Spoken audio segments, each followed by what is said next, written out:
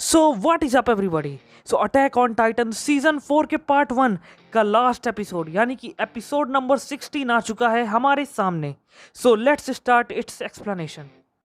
Well, video शुरू करने से पहले एक छोटी सी अनाउंसमेंट कि जो अटैक ऑन टाइटन सीजन 4 का पार्ट 2 है उसकी अनाउंसमेंट हो चुकी है कि वो अगले साल ईयर 2022 के विंटर में आएगा, यानी जनवरी से मार्च के बीच में। सो अब इस एपिसोड की एक्सप्लेनेशन की ओर बढ़ते हैं। इस एपिसोड की शुरुआत में हमें हांजी और फ्रॉग दिखाए जाते हैं, जिन्हें दूर कहीं पर एक ब्लास्ट की आवाज़ सुनाई देती है और हांजी समझ जाती है कि ये थंडर स्पीयर का ब्लास्ट है। और ये सुनते ही वो दोनों उसी दिशा की ओर बढ़ जाते हैं और वहाँ पर हमें दिखाया जाता है कि जो ज़ीक है वो किसी तरह जिंदा है, लेकिन वो अभी चल फिर नहीं सकता। तभी वहाँ पर एक टाइटन आता है जिसे हमने बीस्ट वर्सेस लीवाई वाले एपिसोड में देखा था, और वो टाइटन वहाँ पर आकर अपना पेट फाड़ लेती है और ज़ीक को अपने पेट के अंदर डाल लेती है। फिर इसके बाद हमें शिगानशिना का हाल दिखाया जाता है, जहाँ पर हमें ये दिखता है कि येलिना और पिक्सस आपस में बातें कर रहे होते हैं और हमें ये बताया जाता है कि जो यीगरिस्ट है और येलिना है उसने ज़ीक के स्पाइनल फ्लूइड की मदद से पूरे पैराडाइस आइलैंड की पावर अपने हाथ में ले ली है। और तो और जो पिक्सस के काफ़ी सारे साथी हैं वो भी अब उसके खिलाफ हो गए हैं। फिर हमें दिखाया जाता है कि पैराडाइस के मिलिट्री के जितने मेंबर हैं सभी को 3 तरह के आर्म बैंड पहना दिए गए हैं, वाइट, रेड और ब्लैक। तो जो वाइट आर्म बैंड वाले हैं वो असल में यीगरिस्ट हैं, और जो रेड आर्म बैंड वाले हैं उन्हें फोर्सफुली अपनी यीगरिस्ट की आर्मी में शामिल किया गया है, और जो ब्लैक आर्म बैंड वाले हैं उन्हें कुछ नहीं बताया गया और उन्हें टाइटन फ्लूइड पिला दिया गया।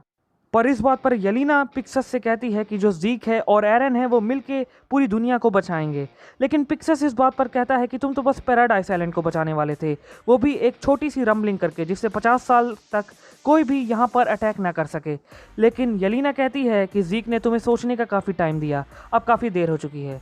वहीं जेल में हमें दिखाया जाता है कि आर्मिन और मिकासा एरन पर बातचीत कर रहे होते हैं कि कैसे एरन ने मिकासा को हर्ट किया, लेकिन जीन आर्मिन से कहता है कि एरन ने जरूर कुछ सोच समझ के ही ये सब किया होगा।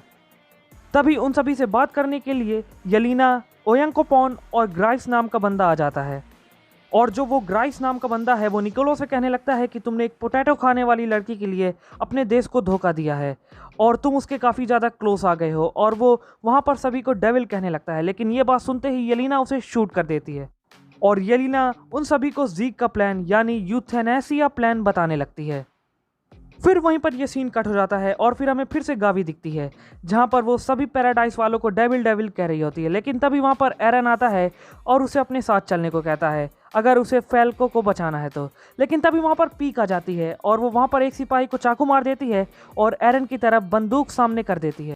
वो वहीं पर गाबी से कहती है कि तुम एक राइफल ले लो, और वो एरन से कहती है अगर तुमने कुछ भी किया तो मैं तुम्हारा भेजा उड़ा दूंगी। लेकिन एरन कहता है कि नहीं, तुम ऐसा नहीं करोगी क्योंकि तुम्हें फाउंडिंग को मारने की परमिशन नहीं मिली है। और इस बात पर जो पीक है वो भी हाँ कर देती है और कहती है कि हाँ वो उसे गोली नहीं मार सकती, और वो उससे बंदूक दूर कर देती है।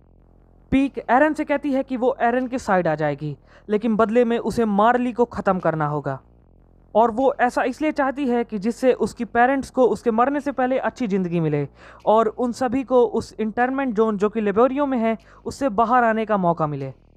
लेकिन ये बात सुनते ही गाबी काफ़ी ज़्यादा गुस्सा हो जाती है और पीक को गद्दार कहने लगती है, और पीक गाबी की तरफ आगे बढ़कर उससे कहती है कि हम क्या हैं, मार्लियन या एल्डियन। तो फिर गाबी कहती है कि हम अच्छे मार्लियन हैं, लेकिन वो कहती है कि नहीं, हम सब्जेक्ट्स ऑफ यामीर हैं, वो सब्जेक्ट्स ऑफ यामीर जो कि टाइटन बन सकते हैं।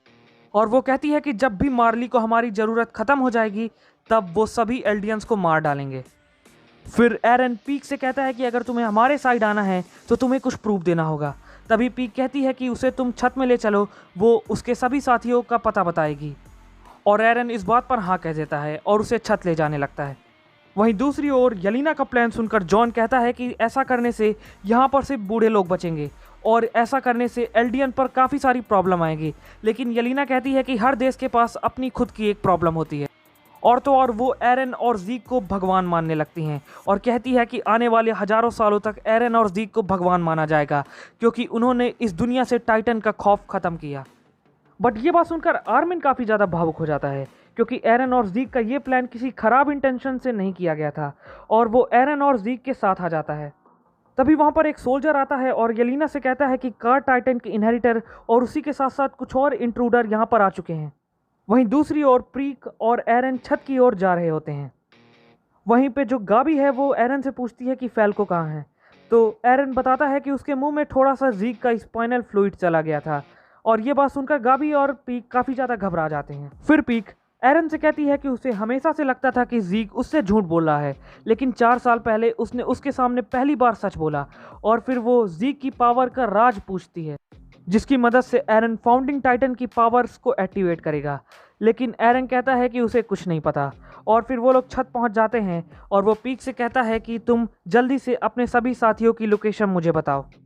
पीछे से येलिना भी कहती है कि तुम इस औरत पे ट्रस्ट नहीं कर सकते, और फिर पीक एरन से ज़ीक की लोकेशन पूछती है, लेकिन एरन कहता है कि तुम्हें जल्दी पता चल जाएगा।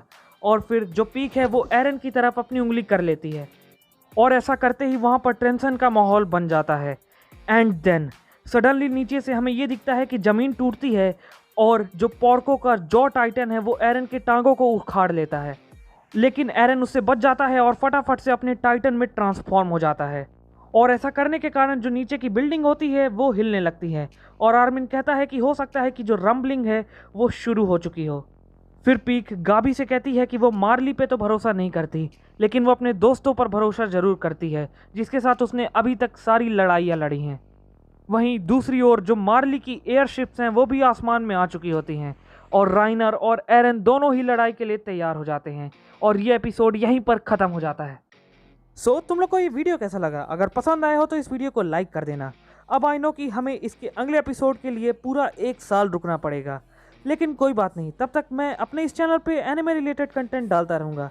तो तुम लोग सब्सक्राइब करके रख लो और बेल आइकन भी दबा देना। जल्दी मिलते हैं एक नए वीडियो में, तब तक के लिए stay tuned. So good bye.